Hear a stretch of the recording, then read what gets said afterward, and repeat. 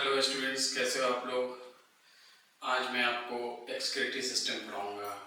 आप हमारे इस वीडियो को पूरा ध्यान से देखें, पूरा वीडियो देखें तो आपको इसके बारे में, इस टॉपिक के बारे में, एक्सक्रीटरी सिस्टम के बारे में काफ़ी अच्छा कॉन्सेप्ट बनेगा। इसके बाद आप अपने बुक को पढ़ें तो आपको पूरी तरीके से इसमें नॉलेज हो जाएगा। एक्सक्रीटरी सिस्टम में जो हमारे बॉडी में हार्मफुल सब्सटेंसेस हैं उसको एक्सक्रीट करते हैं, उसको बाहर निकालते हैं। और इसमें बहुत सारे ऑर्गन का रोल होता है, जैसे किडनी है, स्किन है, लंग्स है, इन सारी चीज़ों का रोल होता है। बट इस चैप्टर में हम लोग, इस वीडियो में सिर्फ किडनी के बारे में हम लोग फोकस करेंगे, किडनी के बारे में पढ़ेंगे, किडनी कैसे एक्सक्रीशन में हेल्प करता है। मेनली 3 टाइप के नाइट्रोजनस वेस्ट होते हैं, ammonia, urea and uric acid. Ammonia भी एक नाइट्रोजन बेस्ड सब्सटेंस है, यूरिया भी है, यूरिक एसिड है। अमोनिया एक्चुअली एक्वेटिक एनिमल्स में एक्सक्रीट होता है। अमोनिया के एक्सक्रीशन के लिए large amount of water is required. उससे कम वाटर रिक्वायरमेंट होती है यूरिया के लिए, और यूरिक एसिड में बहुत कम अमाउंट ऑफ वाटर की जरूरत होती है। तो जो अमोनिया एक्सक्रीट करता है उसको कहते हैं एमोनोटेरिक ऑर्गेनिज्म। जो यूरिया एक्सक्रीट करता है उसको कहते हैं यूरियोटेरिक ऑर्गेनिज्म, और जो यूरिक एसिड एक्सक्रीट करता है उसको कहते हैं यूरिकोटेरिक ऑर्गेनिज्म। अमोनोटेरिक ऑर्गेनिज्म का एग्जांपल है aquatic invertebrates, bony fish and turtle, जो मेनली एक्वेटिक वाटर में रहते हैं। और यूरियोटेरिक का एग्जांपल है sharks and rays, terrestrial amphibians and mammals, जो मेनली टेरेस्ट्रियल ऑर्गेनिज्म है, और कुछ एक्वेटिक एनिमल्स भी हैं। Uric acid mainly insects, reptiles and birds में होता है, जिनमें वाटर का रिक्वायरमेंट काफी कम होता है।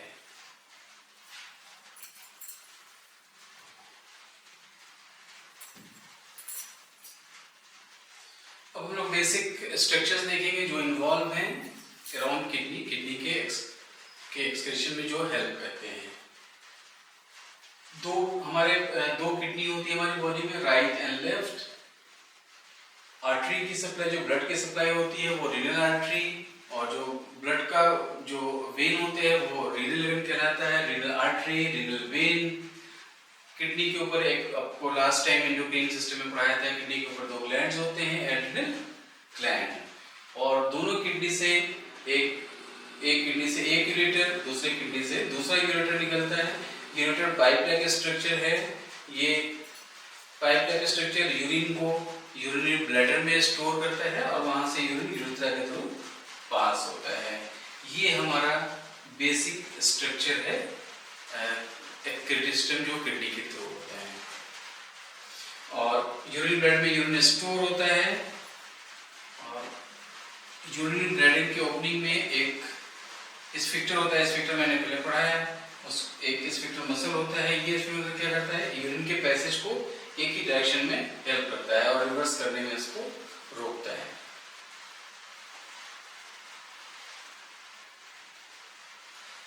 अब हम देखेंगे किडनी के क्रॉस सेक्शन के बारे में, किडनी के अंदर क्या क्या स्ट्रक्चर्स होते हैं। बेसिकली किडनी के अंदर जो है, किडनी को डिवाइड करता है कॉर्टेक्स एंड मेडुला में। कॉर्टेक्स आउटर पार्ट होता है, medulla is inner part. Inner part medulla के भी कई सारे पार्ट होते हैं। एक रीनल मेडुलरी पिरामिड होता है, ये पिरामिड कैलिक्स फॉर्म करता है। कैलिक्स, बहुत सारे कैलिसेस मिलके रीनल पेल्विस फॉर्म करते हैं, और रीनल पेल्विस अल्टीमेटली ये यूरेटर में ड्रेन होता है।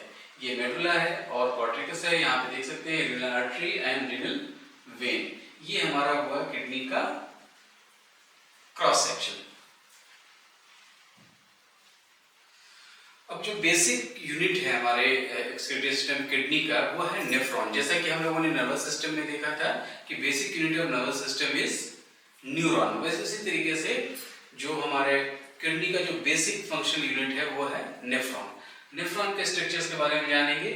नेफ्रॉन का जो का स्ट्रक्चर स्टार्ट होता है यहाँ से बोमन्स कैप्सूल से, बोमन कैप्सूल, उसके बाद कन्वॉल्यूट ट्यूब्यूल्स होते हैं, प्रॉक्सिमल ट्यूब्यूल, फिर ये descending limb of loop of Henle कहते हैं, डिसेंडिंग लिम्ब, और लूप ऑफ हेनले का ये असेंडिंग लिम्ब है, descending limb and ascending limb, ये है लूप ऑफ हेनले। उसके बाद डिस्टल कन्वॉल्वेंट ट्यूब्यूल्स होते हैं, ये अल्टीमेटली कनेक्टिंग डक्ट में ड्रेन होता है। ये है हमारा बेसिक नेफ्रॉन का स्ट्रक्चर। अब ये यहाँ पे एक समझने की बात है कि जो हमारा कन्वॉल्वेंट ट्यूब्यूल्स है, प्रॉक्सिमल एंड डिस्टल ट्यूब्यूल, ये जो है कॉर्टिकल कॉर्टेक्स वाले पार्ट में होता है। जो हमारा किडनी का कॉर्टिकल पार्ट है उसमें ये लाई करता है, और मेडुला में लूप ऑफ हेनले लाई करता है, और कलेक्टिंग डक्ट्स लाई करता है। वुमेन्स कैप्सूल में आर्टरी आती है, और artery afferent and efferent. This is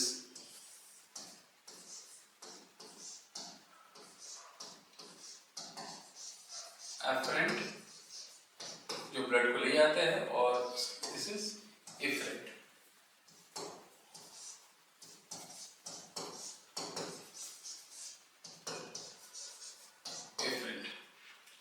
और ये जो आर्टरी है ये बहुत सारे ब्रांचेस में डिवाइड करता है, उसको ग्लोमेरुलस कहते हैं। This is glomerulus. तो ये जो ग्लोमेरुलस पार्ट है ये ब्लड वेसल का पार्ट है। This is not a part of nephron. Glomerulus is a part of blood vessel, ये ब्लड वेसल का पार्ट है। और जो नेफ्रॉन का पार्ट है वो स्टार्ट होता है बोमेन्स कैप्सूल से। Bowman's capsule, proximal tubule, loop of Henle, descending limb, ascending limb, convert tubule and collecting duct. इस नेफ्रॉन के चारों तरफ एक नेटवर्क होता है ब्लड वेसल्स का, और मैं बताऊंगा भी कैसे कैसे यहाँ पे एक्सक्रीशन होता है सब्सटेंस का, रीअब्जॉर्प्शन होता है, फिल्ट्रेशन होता है, सारी चीजें भी डिटेल से बताऊंगा। तो अब यहाँ से स्टार्ट होता है एक्चुअली फिल्ट्रेशन प्रोसेस, कैसे यहाँ से फिल्टर होता है। तो जैसे ब्लड हमारा ग्लोमेरुलस में आता है, यहाँ से ये फिल्टर होता है। ये फिल्टर होके हमारे बहुत सारे सब्सटेंस जैसे sodium, water, glucose, amino acids, drugs, ये सारी चीजें फिल्टर हो जाती है। ग्रॉस फिल्ट्रेट यहाँ से फिल्टर हो जाता है। फिल्टर होके फिल्ट्रेट जो अल्ट्रा फिल्ट्रेट है वो हमारा यहाँ पे प्रॉक्सिमल ट्यूब्यूल में आ जाता है। प्रॉक्सिमल मेनली 3 प्रोसेस होता है नेफ्रॉन में। एक होता है फिल्ट्रेशन, देखा आपने, फिल्ट्रेशन के बाद जो अंदर सब्सटेंस फिल्ट्रेट चला जाता है, वहां से जो बॉडी को इम्पोर्टेंट सब्सटेंस की रिक्वायरमेंट होती है वो उसको रीअब्सॉर्ब भी करता है, और जो हार्मफुल सब्सटेंस है उसको ब्लड वेसल के थ्रू अंदर सिक्रीट भी करता है। तो तीनों प्रोसेस को अलग अलग देखेंगे। अभी हम लोगों ने देखा अल्ट्रा फिल्ट्रेशन। अल्ट्रा फिल्ट्रेशन क्या है? अल्ट्रा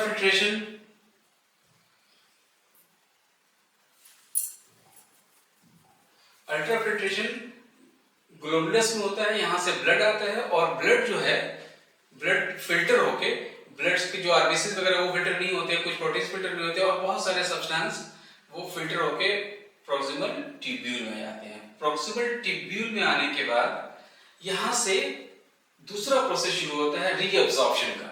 जैसे प्रॉक्सिमल ट्यूब्यूल में water, sodium, glucose, amino acids, ये सब फिर से रीअब्सॉर्ब जाते हैं। तो रीअब्सॉर्प्शन होता है, प्रॉक्सिमल ट्यूब्यूल में भी रीअब्सॉर्प्शन होता है, वैसा लूप ऑफ हेनले में भी कुछ रीअब्सॉर्प्शन होता है, डिस्टल ट्यूब्यूल में भी रीअब्सॉर्प्शन होता है। तो प्रॉक्सिमल ट्यूब्यूल में water, NaCl, glucose, amino acids का रीअब्सॉर्प्शन होता है। जो डिसेंडिंग लूप ऑफ हेनले है, यहाँ पे वाटर का एब्सॉर्प्शन होता है। वाटर, ये वाटर के लिए परमेबल होता है। यहाँ से डिसेंडिंग लूप ऑफ हेनले में वाटर एब्सॉर्ब होता है, वाटर का रीअब्सॉर्प्शन होता है। और असेंडिंग लूप ऑफ हेनले में NaCl का रीअब्सॉर्प्शन होता है। तो डिसेंडिंग लिम्ब में वाटर, असेंडिंग लिम्ब में NaCl का रीअब्सॉर्प्शन होता है। फिर ये फिल्ट्रेट पहुंचता है डिस्टल ट्यूब्यूल में। यहाँ पे भी कुछ सोडियम क्लोराइड एंड वाटर का रीअब्सॉर्प्शन होता है। और ग्लूकोज, एमाइनो एसिड्स मेनली 99.9% ये आपका प्रॉक्सिमल ट्यूब्यूल में भी एब्सॉर्प्शन हो जाता है। यहाँ पे जो वाटर और सोडियम क्लोराइड मेनली वहाँ पे डिस्टल ट्यूब्यूल में इनका एब्सॉर्प्शन होता है। तो हमने देखा फिल्ट्रेशन, अल्ट्रा फिल्ट्रेशन, फिर रीअब्सॉर्प्शन। अब कुछ चीजें जो हार्मफुल चीजें हैं उनका सिक्रेशन भी होता है, जैसे hydrogen ion, ammonia, creatinine, drugs.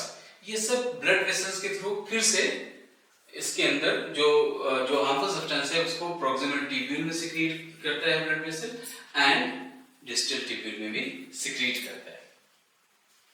तो ये हमारा प्रोसेस है पूरा, पहले क्रॉस फिल्ट्रेशन, फिर रीअब्जॉर्प्शन, फिर सिक्रेशन ऑफ सम सब्सटेंसेस। और कलेक्टिंग ट्यूब्यूल में बेसिकली ये सारे जो फिल्ट्रेट अल्टीमेटली रीअब्जॉर्प्शन और सिक्रेशन के बाद जो फिल्ट्रेट वो कलेक्टिंग डक्ट में कलेक्ट होते हैं और यहाँ पे यूरिन का फॉर्मेशन होता है। इस कलेक्टिंग ट्यूब्यूल में एक हार्मोन एक्ट करता है, मैंने आपको लास्ट टाइम पढ़ाया था एंडोक्राइन सिस्टम में, वैसोप्रेसिन या ADH, anti diabetic hormone. Anti diabetic hormone क्या करता है? डायलिसिस को क्या एंटी है, मतलब मैच्योरेशन यूरिन के फॉर्मेशन को कम करता है। ये क्या करता है, यहाँ पे कलेक्टिंग ट्यूब्यूल में एक ओपनिंग बना देता है एक्वापोरिन के थ्रू, एक्वापोरिन।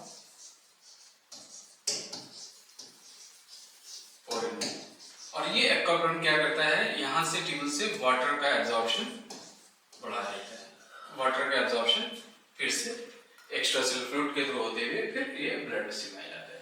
तो ये डायलिसिस को कम करता है, ये यूरिन के फॉर्मेशन को कम करता है। तो ये हमारा पूरा सिस्टम हो गया, कैसे हमारा फिल्ट्रेशन, रीअब्जॉर्प्शन, सिक्रीशन काम करता है, वर्क करता है। तो आपने देखा ग्लोमेरुलस में कैसे यहाँ फिल्ट्रेट बना, फिर proximal tubule, descending limb of loop of Henle, ascending limb of loop of Henle, distal tubule and collecting duct. तो आपको फिर से बता दूं, ये जो प्रॉक्सिमल और डिस्टल ट्यूब्यूल है, ये फंक्शन ये हमारा कॉर्टेक्स में होता है, लूपा फेनले और कलेक्टिंग डक्ट ये मेडुला में होता है।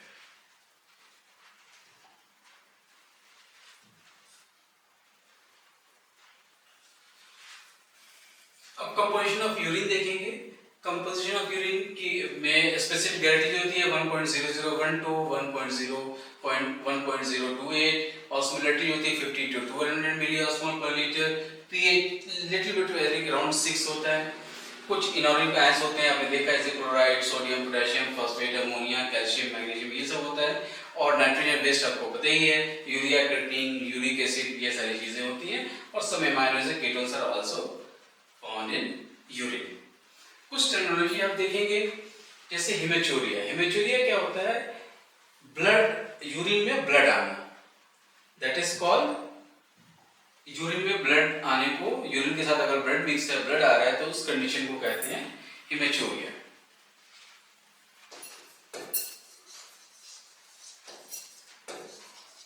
Blood in urine.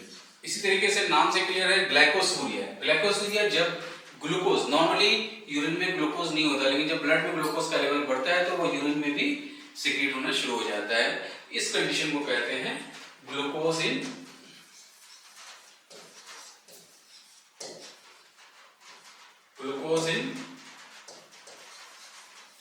यूरिन। और यूरेमिया इज, अगर यूरिया ब्लड में ज्यादा हो जाए, अगर सही से उसका सिक्रेशन नहीं हो रहा है, सही से वो एक्सक्रीट नहीं हो रही है और ब्लड में यूरिया का लेवल बढ़ जाए, तो that is called uraemia. Increase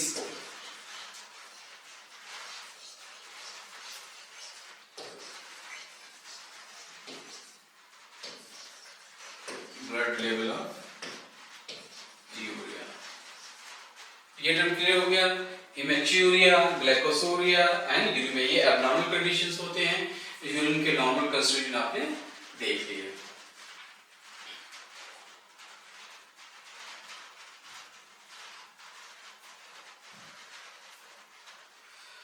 kidney के फंक्शन और भी हैं। एक तो एक्सक्रीशन ऑफ नाइट्रोजन वेस्ट है, ये वाटर बैलेंस को मेंटेन करता है। आपने देखा कि अगर बॉडी में वाटर की रिक्वायरमेंट ज्यादा है तो एडीएच वैसोप्रेसिन ज्यादा कम करेगा, तो वाटर का एब्जॉर्प्शन ट्यूब्यूल के थ्रू ज्यादा होगा, हमारे बॉडी में वाटर का कंटेंट बना रहेगा।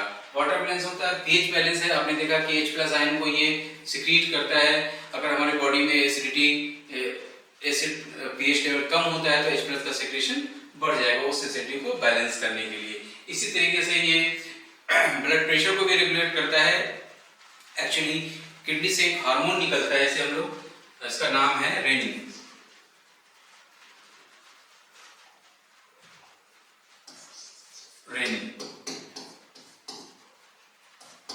ये किडनी से निकलने वाला हार्मोन है रेनिन, ये ब्लड प्रेशर को बढ़ाता है।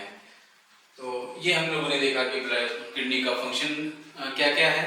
अब एक्चुअली क्या होता है, बहुत से कुछ पेशेंट्स में किडनी फेलियर हो जाती है, किडनी वर्क नहीं करता है, तो साइंटिस्ट ने एक डिस्कवर किया आर्टिफिशियल किडनी, जो फिल्ट्रेशन प्रोसेस किडनी करती है उसकी जगह पे वो मशीन वर्क करती है, मशीन वही काम करती है जो किडनी करती है, जो हमारे नाइट्रोजन वेस्ट हैं, जो एक्स्ट्रा हार्मफुल सब्सटेंसेस हैं, उनको वहां से फिल्टर कर देता है और फिर ब्लड को फिल्टर करके वापस बॉडी में पहुंचा दिया जाता है। इस आर्टिफिशियल किडनी, ये आर्टिफिशियल किडनी के थ्रू होता है और इस प्रोसेस को हम लोग कहते हैं डायलिसिस।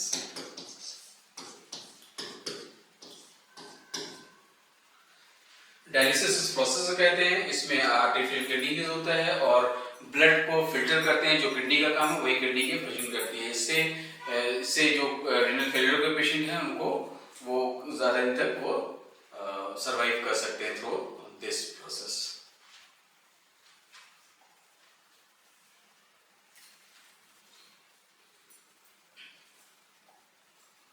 अब हम लोग दो क्वेश्चन करेंगे जो कि ऑलरेडी नीट में आ चुके हैं। First question is which one of the following is not a part of renal pyramid. Question है रीनल पिरामिड का कौन सा पार्ट नहीं है? Peritubular capillaries, convoluted tubules, collecting ducts and loop of Henle. जैसा हमने लास्ट टाइम पहले बताया था कि जो पेरिट्यूबुलर कैपिलरीज हैं वो पिरामिड में होंगे, कलेक्टिंग डक्ट भी रीनल पिरामिड में होता है और लूप ऑफ हिनले भी होता है। जो कन्वोल्यूटेड ट्यूब्यूल्स हैं, मैंने बताया प्रॉक्सिमल एंड डिस्टल, ये कॉर्टेक्स में होते हैं और ये जो पिरामिड है ये मिडुला का पार्ट है, तो मिडुला में कन्वोल्यूटेड ट्यूब्यूल्स नहीं होते, ये प्रॉक्सिमल और डिस्टल ट्यूब्यूल्स ये कॉर्टेक्स में होते हैं। तो correct answer is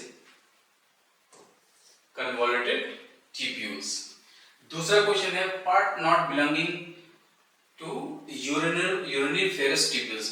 urinary ferrous tubule nephron का ही दूसरा नाम है, नेफ्रॉन को ही यूरिनरी फेरस ट्यूब्यूल भी कहते हैं। अब ये क्वेश्चन है कि the part not belonging to nephron या uriniferous tubule is distal convoluted tubule, ये पार्ट है नेफ्रॉन का, हेनलेस लूप ये भी पार्ट है, ग्लोमेरुलस ये पार्ट नहीं है, glomerulus part of blood vessels का नेटवर्क है, that is not a part of nephron या uriniferous tubule. Collecting duct भी नेफ्रॉन या यूरिनरी ट्यूब्यूल का पार्ट है।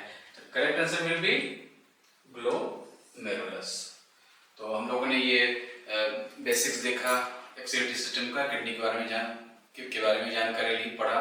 उम्मीद है आपको ये चैप्टर अच्छे से समझ में आया होगा। इसके बाद अपनी आप बुक पढ़ें और उसको और क्लियर करें। अगर आपको कुछ भी समझ में नहीं आया तो मुझे कमेंट करके बताएं, मैं आपके कॉन्सेप्ट को क्लियर करूंगा। Thank you very much.